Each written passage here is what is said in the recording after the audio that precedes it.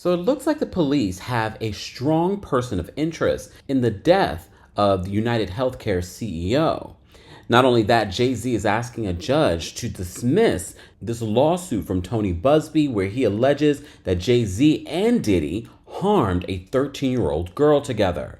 This all comes after Jay-Z came out with his own open statement claiming that Tony Buzbee tried to have him settle a lawsuit with the alleged victim.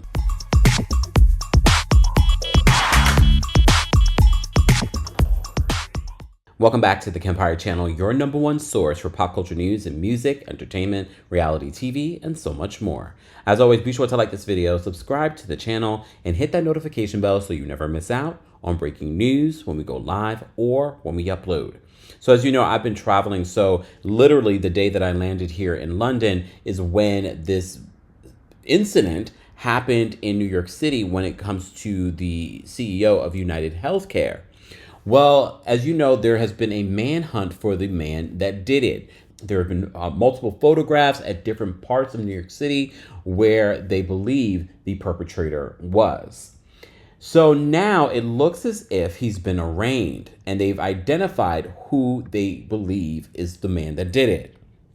And there's been a lot of information. I'm not going to go through all of the history that this man has, Luigi Maglione, but this is what the New York Times is reporting.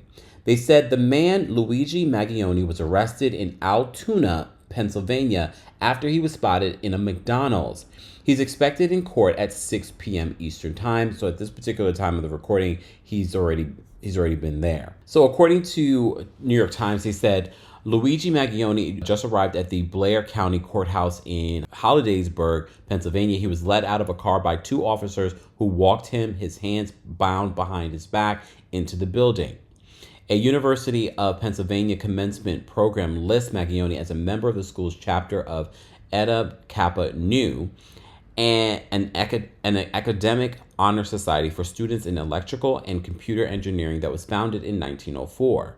The society is selective, inviting only the top quarter of the junior class and top third of the senior class in those majors for membership, according to its website. The chapter's current president and several of its members in Maglione's graduating class did not respond to requests for comment on Monday. So if the New York authorities decide to charge Maglione, it could be a while before he's brought to New York. Maglione could fight the effort to extradite him. If that happens, a charging document in New York, such as a criminal court complaint or a grand jury indictment, could form the basis for a governor's warrant in which the office of Governor Kathy Hochul of New York would formally ask the office of Government Josh Shapiro of Pennsylvania to approve extradition. So according to the New York Times, they said that the person of interest has a background in the games industry. They said the digital footprint of Luigi Maglione, the man the police are considering a strong person of interest in the killing of the UnitedHealthcare executive last week, indicates that he has a background in technology and video games industry. Investigators are only beginning to learn about Mr. Maglione, who was arrested in Altoona, Pennsylvania on Monday on gun charges after a McDonald's employee recognized him and called the authorities. His social media accounts and assorted other websites have offered a glimpse into his interests, including curiosity about self-improvement, clean eating, and critiques of contemporary technology. So a person who has been in the same fraternity with Maglione at the University of Pennsylvania said that he had heard that Maglione had been out of contact with many people from campus for the last year. The former classmate said that the last time he had spoken to Maglione was in February of 2023, when Maglione mentioned that he had suffered a spine injury. Maglione is scheduled to appear in a court, Blair County, Pennsylvania, as I said before, at 6 p.m. Eastern today, so that has already happened. So a LinkedIn profile that appeared to belong to Maglione said that he worked as a software engineer at TrueCar, a Santa Monica, California-based online marketplace for cars. A spokesperson for TrueCar confirmed that Maglione worked at the company, but has not been an employee since 2023. Members of the Manhattan District Attorney's Office are now in Altoona to question Maglione, the police said. So they said that Maglione, he's 26 years old, a man who was taken into custody Monday morning as a person of interest in connection with the of UnitedHealthcare Chief Executive Brian Thompson in Midtown Manhattan last Wednesday, appears to have been well-educated and well-traveled enthusiast of computer programming and gaming. Mr. Maglione grew up in Maryland, according to Joseph Kenney, Chief of Detectives with the New York City Police Department. He attended high school at the Gilman School in Baltimore, where he was an athlete and the valedictorian of his graduating class in 2016. In a graduation speech, he described his class as coming up with new ideas and challenging the world around it. He thanked his parents and attendants for sending him and his classmates to the school, which he described as far from a small financial investment. Tuition at Gilman is currently $37,690 per year for high schoolers. Mr. Maglione then attended the University of Pennsylvania, an Ivy League university, where he displayed a keen interest in developing computer games. He was a member of the Phi Kappa Psi fraternity and graduated with both a bachelor's degree and a master's degree in engineering. Stanford University confirmed that Luigi Maglione worked as a head counselor in the pre-collegiate studies program in 2019. Mr. Maglione's family has prospered from its real estate holdings and a chain of senior rehabilitation centers.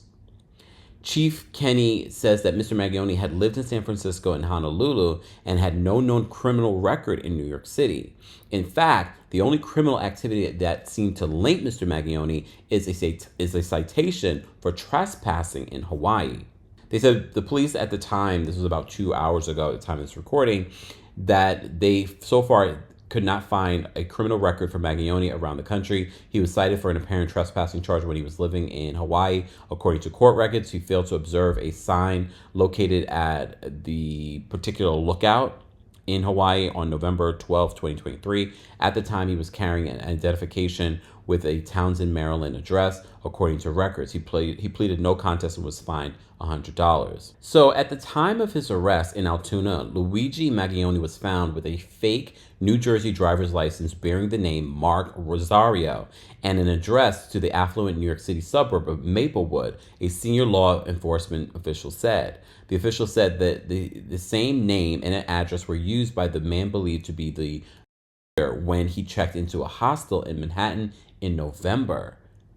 So he's been here for a little bit of time. He's been in New York for a little bit of time. So based on what people have been discovering about this person, because at this particular point, no one knew who this person was. They just had pictures, and I know there have been some people commenting on how, he looks really cute. He has a very nice smile, but he took someone's life. Let's not forget that. He took someone's life, someone I know people have strong feelings about because of the terrible healthcare system that we have in the United States. However, this man broke the law. And if he's capable of doing this to this man, this means he's capable of doing this to anyone. So as I said before, at this particular point, they're just calling Luigi Maglione a strong person of interest in the death of the UnitedHealthcare CEO.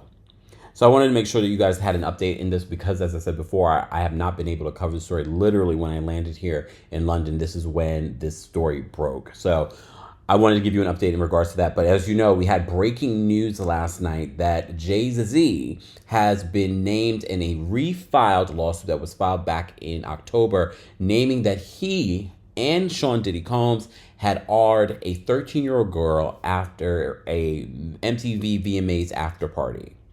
Then Jay-Z came out with his own statement slamming Tony Buzbee as someone that has a history of doing this. But he says he's going to do everything in his power to battle this in court.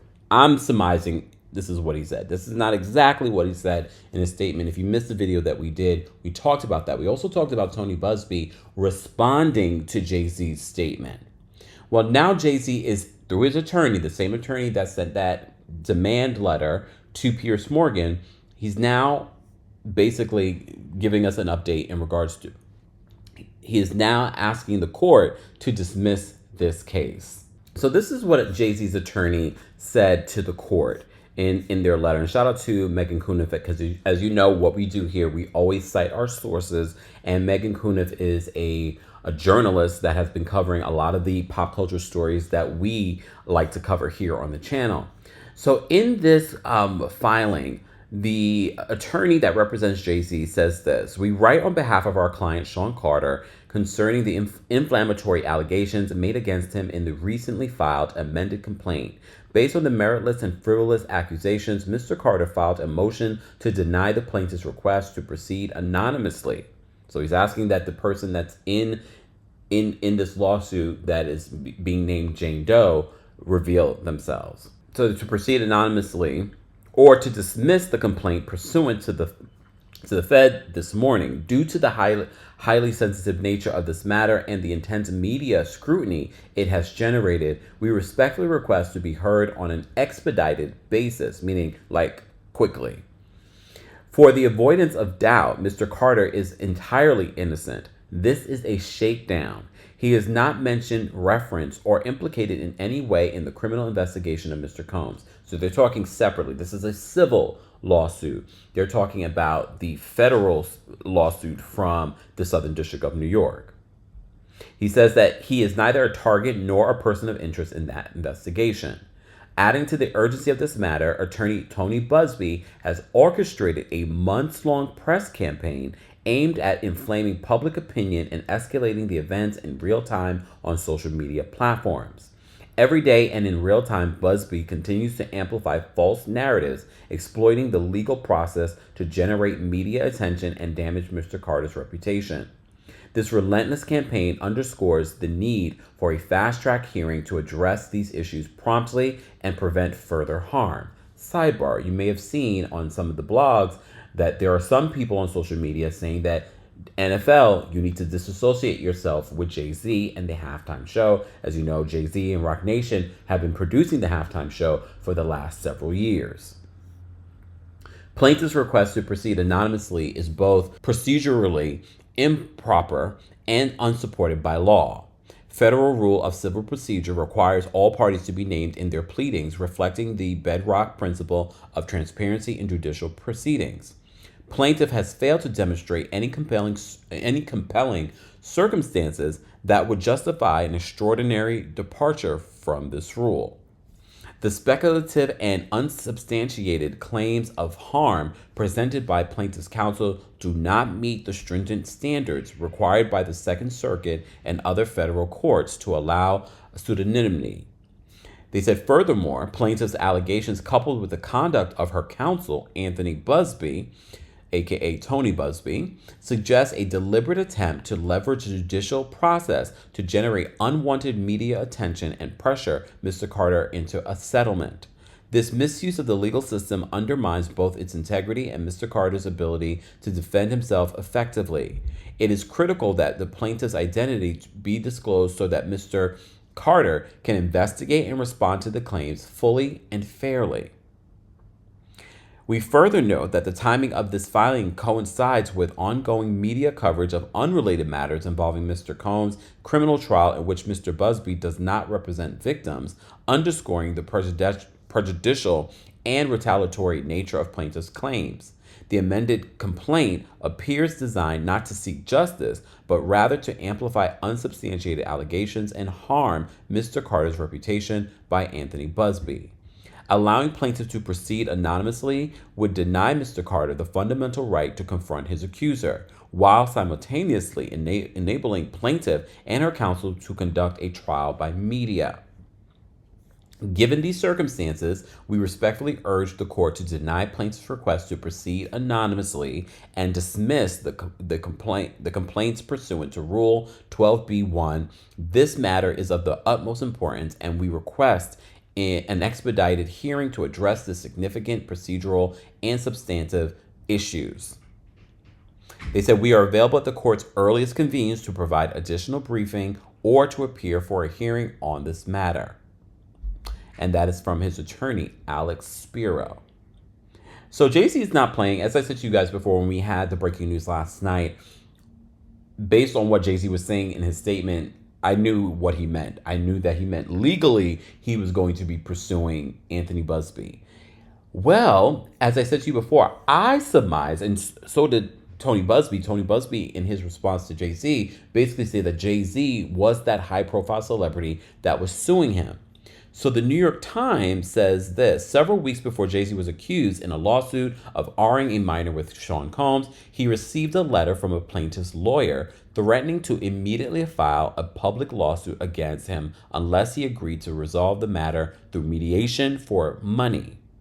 And remember, he said the victim says that she wanted a mediation, and I said, okay, you want a mediation for what? They said lawyers for Jay-Z, born Sean Carter, who has vehemently denied the allegations, took a different track. They sued the attorney who sent the demand letter, Tony Buzbee, who has filed a cascade of lawsuits accusing Mr. Combs, known as Diddy, for sexual misconduct. In the suit, in which Mr. Carter was identified only as John Doe and described as a celebrity and public figure, the rapper accused Mr. Buzbee of attempting to extort exorbitant sums from him by making false assault claims. So on Sunday night, Mr. Buzbee amended a lawsuit on behalf of the unnamed plaintiff to publicly accuse Mr. Carter of R-ing her with Mr. Combs when she was 13 in 2000, which Mr. Carter denied. And on Monday, Mr. Carter's lawyers revealed that he was the John Doe who had filed the lawsuit against Mr. Buzbee. So they're confirming, his own team are confirming that it was Jay-Z who was suing Tony Buzbee. So on November 18th in Los Angeles Superior Court, in Jay-Z's lawsuit, at the time he was John Doe, plaintiff presently faces a gun to his head. Either repeatedly pay an exorbitant sum of money to stop defendants from wide publication of wildly false allegations of SA that would subject plaintiff to opprobrium and irreparably harm plaintiff's reputation, family, career, and livelihood, or else face the threat of an untold number of civil lawsuits and financial and personal ruin. So in an email on Monday, Mr. Buzbee said that sending a basic litigation demand letter did not amount to extortion or blackmail. He said that's legal practice. He said the letter sent to Mr. Carter asked for a confidential sit-down to discuss the accusations so that their client's privacy would be protected. He says that we won't get bogged down in a silly sideshow that tries to make the lawyers the focus of what are very serious allegations brought by a courageous woman, Mr. Buzbee wrote. Mr. Buzbee had called Mr. Carter's suit against him and his firm utterly frivolous and accused the rapper's lawyers of harassing the plaintiff's lawyers and their associates in an attempt to prevent them from publicly naming Jay-Z. The rapper's legal team called their conduct routine investigative activities related to the dispute. Okay, so this is what Jay-Z's legal team is saying. So they're admitting that there was some sort of activity in regards to investigating this. It said, though Mr. Carter's lawyers said in court papers that they had received demand letters regarding two clients of Mr. Buzbee, only one suit from the woman who said that she attended the party has been filed. So there's another one. We're going to continue to follow this story, but as always, guys, I want to hear your thoughts and opinions in regards to what Jay-Z is trying to do in court. I want to hear what your thoughts are in regards to Luigi Maggioni being a strong person of interest in the death of the UnitedHealthcare CEO. As always, be sure to like this video, subscribe to the channel, and hit that notification bell so you never miss out on breaking news when we go live or when we upload. Thanks for watching.